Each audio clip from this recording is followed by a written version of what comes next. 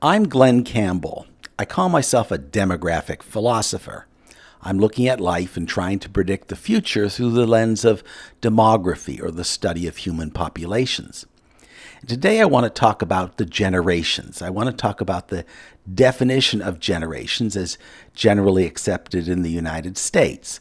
For example, what are baby boomers? What are millennials? What is Generation X, etc.? These are all conventions. There's no real clear definition for any of these generation names, but there's a general understanding of what they mean because there have been different phases of the 20th century, and people who were born in those phases or grew up in those phases have certain characteristics. It's unfair to judge a person based only on their generation. It's just like judging someone based on their astrological sign. It doesn't make a lot of sense for individuals, but it does make a lot of sense for whole groups of people and large cohorts of people. For example, people who grew up during the Great Depression have a certain take on life that would be different from people who grew up in periods of great prosperity. So I'm only going to cover the generations of people who might be alive today, starting with people born in the earliest part of the 20th century.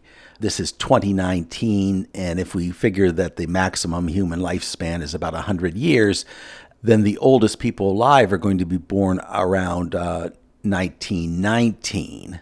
And the youngest, of course, were born this year. The only generation that is clearly defined is the baby boomers, because these are the babies that were born right after World War II. The GIs came home from the war, they married their sweethearts, and babies started popping out.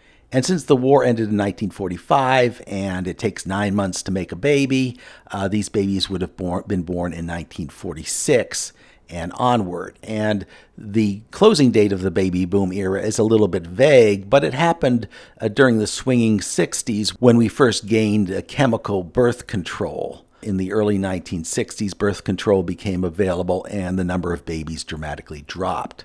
So all the definitions of generations are basically anchored on the baby boom era. You have later generations and earlier generations. Another generation that's fairly well defined is the so-called greatest generation. These are the people who would have served as young adults in World War II. So the greatest generation would have had to have been young adults during the period of World War II, and this is generally defined as being born between 1910 and 1925. That would place you in adulthood during the war. The other generations are kind of inferred, and they don't have such clear starting and ending dates. But there are certain conventions that American journalism has adopted, and I basically agree with most of those generation definitions. So I want to go through all of the generations from the oldest to the youngest and tell you what's different about them, how they experience life differently, and how their economic impacts are different. And I'm going to start with the greatest generation. There could still be a few of these people around. Since the greatest generation would have ended around 1924, there are still people in their upper 90s who are still alive. And the greatest generation was born around or after the First World War. Some of those babies were born during the Roaring '20s, and the ones that were born earlier would have experienced the optimism of the Roaring '20s. And then they got hit by the Depression. So everyone is essentially a child of the Depression. They would have gone through their most formative years in this very difficult economic environment where they learned to scrimp and save, and they were very conservative in their buying habits. So these people would have been entering adulthood around the time of the Second World War. And they went off and served in the war and saved the world, and that's why we call them the greatest generation. Their direct impacts right now are very limited because there's so few of them left. They don't have any political power. They don't have much economic power because there are so few. There could be a few millionaires in their 90s today, but they're really not having much direct influence on the world today. The next generation is called the silent generation. These are kids who were born from roughly 1925 until the end of World War II. So between 1925 and 1945, that is the silent generation. And since I'm a baby boomer, the silent generation is my parents. My parents were born around 1930. And they also experienced the Depression. They are essentially Depression babies. So either they were born during the Depression or they had to deal with the effects of the Depression.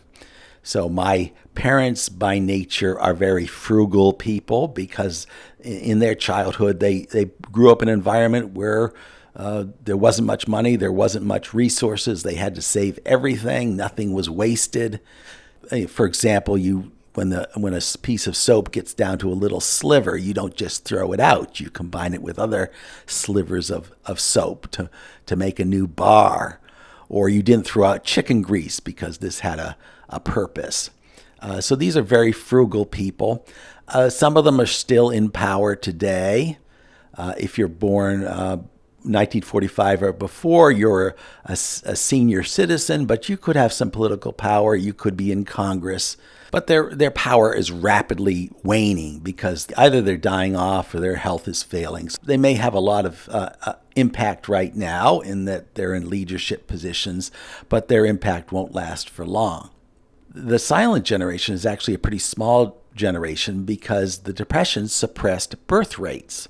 Even though this is before the birth control era, the birth control at the time was pretty primitive. It consisted of the rhythm method, having sex at a time when a woman is supposedly less fertile, and condoms were available, and people just didn't get married and didn't have sex. Whatever the method is, the birth rate actually fell during the Great Depression. During the Great Depression, the fertility rate per woman was roughly 2.5, where replacement level is about 2.1. And this is kind of remarkable that even without birth control, bad economic times will suppress births. And this all set the stage for the baby boom when all of a sudden after the war, there was all sorts of pent-up sexual energy, I suppose, where all the men were off at war and all the women were at home. And as soon as the war was over, they got together and got married and started having a lot of babies. It was a very optimistic period. And there was no television at the time, so there was not a lot of things to do. So people had babies. They had lots of babies. So from 1946 to 1964, the United States was awash in babies. And this is my era, and I am a baby boomer from the latter part of that period. And I remember there being a lot of kids in my neighborhood and a lot of kids everywhere. And there was a great strains on society to educate all these kids. So you had classrooms that are packed full of kids and lots of buildings of elementary schools and things like that. So the baby boom was the huge engine of economic growth of the late 20th century. So these babies, when they were first born during the boom itself, they were actually a drain on society. And society is working hard to educate them and keep them healthy because you have tons and tons of kids and not as many adults to care for them. So kids were, to a large extent, were just cut loose. And you had great freedom. I remember great freedom during this period to go where I wanted and do what I wanted. And these were safe times and safe neighborhoods. So basically, parents cut us loose and let us go. So the baby boomers had huge economic impact throughout the rest of the 20th century. As children, they were drains on resources, but as they came of age, they became assets to society. First, they went through their growing pains, and that was the Swinging Sixties. That was the rebellions of the 60s, where people were protesting the Vietnam War. There was a lot of rebellions against society. Women demanded equal rights. This is a period of great agitation, the 1960s, and the agitators largely were baby boomers. And so they changed the world in many ways.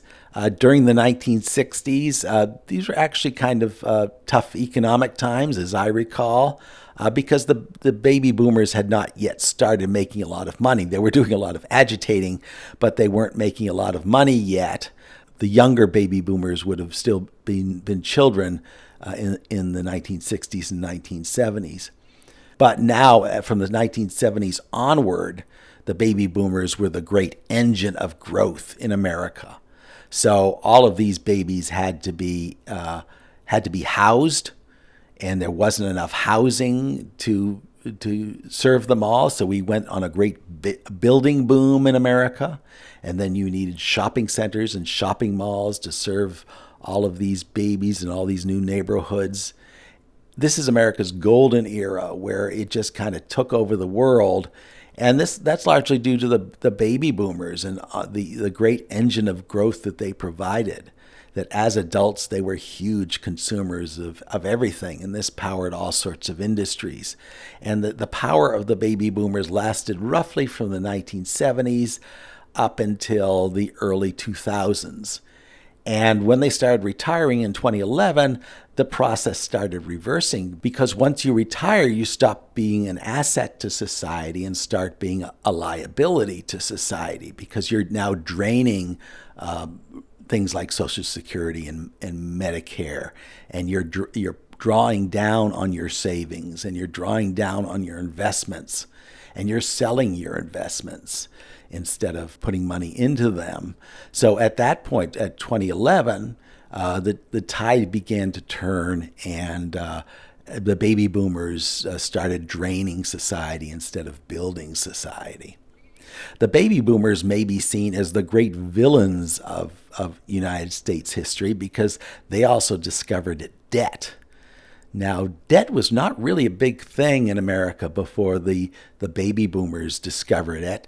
You might have a mortgage on your house arranged through the neighborhood bank, but you didn't have credit cards. Credit cards came by only on the 1960s, really, 1960s and 70s, that everyone got credit.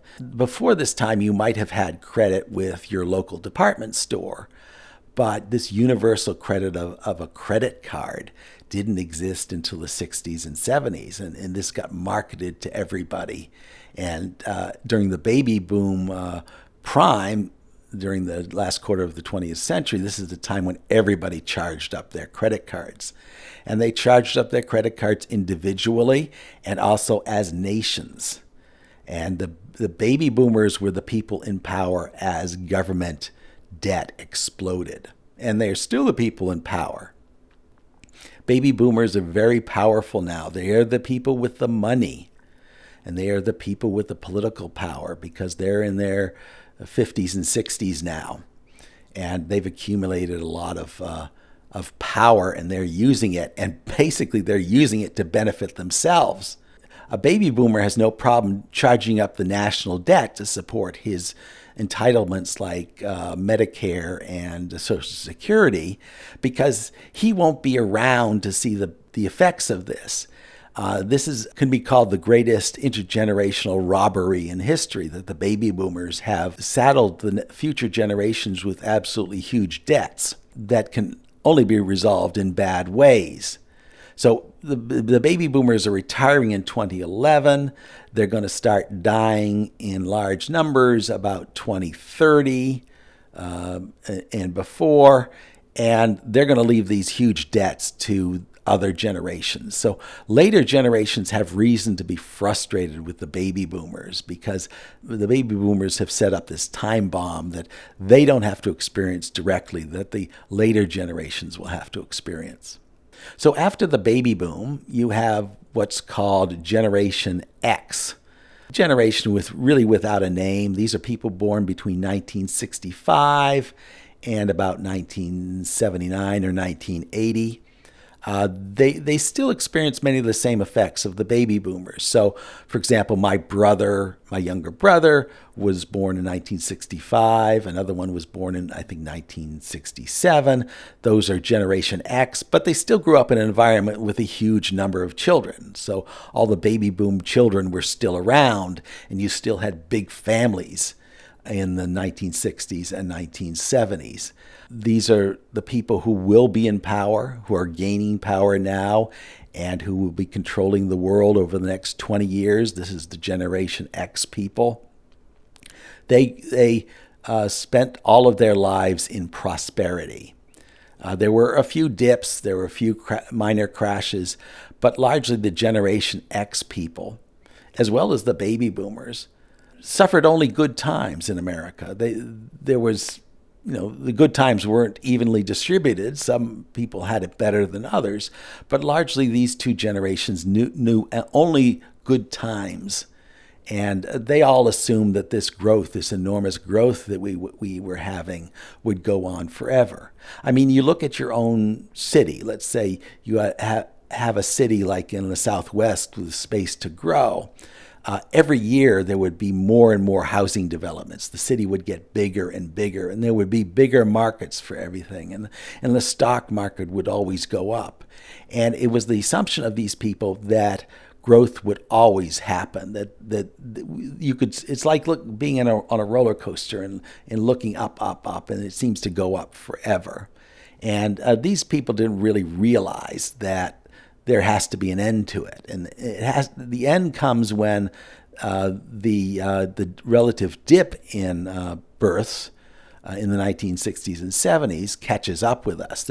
In demography, there's always a delay between, let's say, falling birth rates and actual falling population. And you don't get the negative effects of that population drop until decades later, when you have a drop in the number of consumers and the number of people who are powering the economy. So Generation X are the people that are coming into power right now. They've had careers for some time. They're rising in those careers, and those are the people who are making decisions now for the rest of us. They're becoming more and more powerful as the baby boomers roll off the scene. These Generation Xers are going to be running the world because they have the political and economic power. Now, after the Generation Xers are the Millennials. And the Millennials are loosely defined as the people who came of age at the turn of the millennium. And the Millennials are roughly defined as being born from 1980 to roughly 1994. This is purely arbitrary, but if you're born in 1980, you would have become 20 years old in the year 2000. So this changing of the calendar would have been something you remembered and something that's part of your memory banks. So the Millennials are the people right now who are in their, let's say if you're born in 1994 and today is 2019, you're going to be about 24 or 25. These are the people in young adulthood, in the prime of adulthood. They are all grown up. The youngest of them is 25. The oldest of them is about 40. These are the adult workers. These are the worker bees of society. And they're very frustrated because their life isn't quite as prosperous as their parents' life was. Because we're now beginning to see the effects of the dip in population in the 1960s. The actual bust of the baby boom is only reaching its full economic effects around now. And this is hitting the Millennials. The Millennials have to work harder, and they have greater debt. And they don't have things as good as their parents did. And they're kind of frustrated. They're rightly frustrated with the baby boomers because the baby boomers are spending their legacy. They're spending up the debt. And the baby boomers, being in political power, are giving all the benefits to themselves while skimping on the Millennials. And the Millennials have the right to rise up in revolution against the boomers. They're not going to do it because the boomers are too powerful. But the Millennials are right to be frustrated. From the standpoint of the boomers, the Millennials are snowflakes because the Millennials were born and raised in great prosperity. So the period between 1980 and the early 2000s, when the Millennials were growing up was very prosperous, and they grew up in small families. So they would have grown up in a family with only one or two kids for the most part. And so these were cherished children. Whereas the baby boomers were just kind of let loose and raised themselves, the millennials were cherished children who were the apple of their parents' eye, and their parents were very protective, physically protective of their children, and they wanted to know where their children were at all times. And they took their children to soccer practice and all sorts of activities. And this was the birth of the helicopter parent.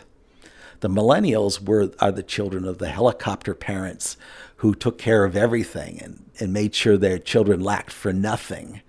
And the trouble with this is that at some point you still have to go out on your own. You still have to become an adult and take care of yourself. And this is much more difficult when you have been so well cared for in your childhood. So the boomers have a legitimate beef with the millennials, that the millennials are spoiled, that they don't have the same gumption, the same strength of character as the boomers are perceived to have. They're all those spoiled brats. And the millennials, well, they're actually not all spoiled brats, and they're frustrated that their elders have set this world up for them. They've given them this wonderful childhood, but then given them a crappy adulthood. So when you hear of millennials versus boomers, that's the source of it. They grew up in different kind of environment. Millennials have much higher expectations because of their relatively posh upbringing, and the world can't give it to them. Whereas the boomers are just as happy to spend government resources and max out the government credit card that the millennials will eventually have to pay for. And when the government maxes out its credit card, there's going to be something bad happening. Either the millennials are going to have to work as slaves and paying a lot of taxes to try to pay down this debt, or this debt is going to collapse in some way in coming years. And of course, I'm betting on the big collapse, that eventually the government is not going to be able to pay, the government is going to have to default. And baby boomers made this happen, while later generations are going to have to suffer through this. So after the millennials, you have a somewhat vaguer generation called Generation Z. And this would be people born from roughly 1995 to roughly 2010. No one's quite sure where the Z generation ends. They are the children of Generation Y and millennials. To you, the year has always started with a 2, 2010, 2015. And you also grew up in a period of relative prosperity. There were a lot fewer children in the Generation Z period. Again, there was a high ratio of adults to children in families. In other words, there was one or two children in families. You were very cherished. You were very protected if you're Generation Z.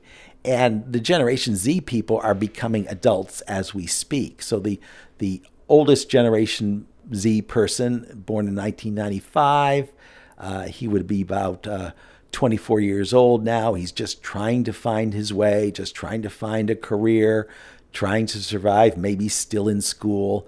And of course, the youngest Generation Z people would only be about 9 years old, and they haven't really dealt with anything. They've had a relatively posh childhood, and the next few years are going to be pretty bleak. So they're kind of the analogy of the greatest generation, in that they were born in a period of relative prosperity, but they will have to go through this depression or some sort of equivalent of depression in the future when the economics go bad. And you know the economics are going bad demographically because you have all the baby boomers retiring and dying. So the baby boomers were the people who powered the American economy all the way from the 1970s to the early 2000s. Now they are retiring, they are draining government resources, and soon they will be dying. So this great engine of growth is sputtering out, and this is going to affect all the other generations. This is going to lead to some kind of crash in the coming years where we just can't maintain things at the same level we did. There's also going to be eventually a dropping population. There's already a dropping population in rural areas of America where towns just continue to shrink, where towns all over America, if you go driving in America and visit small towns, you find small towns are dying everywhere as everyone moves to the city. This process is only going to accelerate. Even if it takes a while for our population to actually drop, the economic growth is coming to an end. And the debts, all the various debts that society has charged up are going to come due, and this has to result in bad times. So the Generation Z people are like the greatest generation in that they have this Great Depression ahead of them, and we'll see how that changes them. After 2010, the generation is usually referred to as Generation Alpha, although we don't really know if that's going to stick. These will be people born between roughly 2010 and maybe 2025 or 2030. We'll see what they experience. I don't think it will be good. I think that their childhood will be very rough, but we'll see what they turn out to be. The common features of all of these generations is they all have childhoods, they go through adulthood, they retire, and they die. And these events all have significant economic impacts. Baby boomers retiring en masse right now, starting in 2011, means we have a whole set of expenses that we didn't have before. We set up the Social Security system back during a period when there really weren't many old people, when people would retire at age 60 and then die at age 65 because medical care wasn't all that good. Now we're keeping people alive much longer. And as long as you keep someone alive, you're guaranteeing a lot of expenses for that person, expenses for Medicare and medical expenses and expenses for Social Security. So the fact that we're keeping people alive much longer these days is actually not an economic benefit. It's an economic burden to society. And as long as people are retiring and living forever, things are going to be bad for society because you have not enough working people and too many retired people. So that's a review of the generations. I hope I've hit everything. The generations are the greatest generation, the silent generation, the baby boomers, Generation X, the Millennials, Generation Z, and Generation Alpha. So now when you hear these terms used, hopefully you know what they mean and know their rough years. And it's kind of fun to see how they interact with each other. Even though every individual is growing up in different circumstances, the whole cohort behaves in certain ways, certain statistical ways, and you can draw economic inferences from that.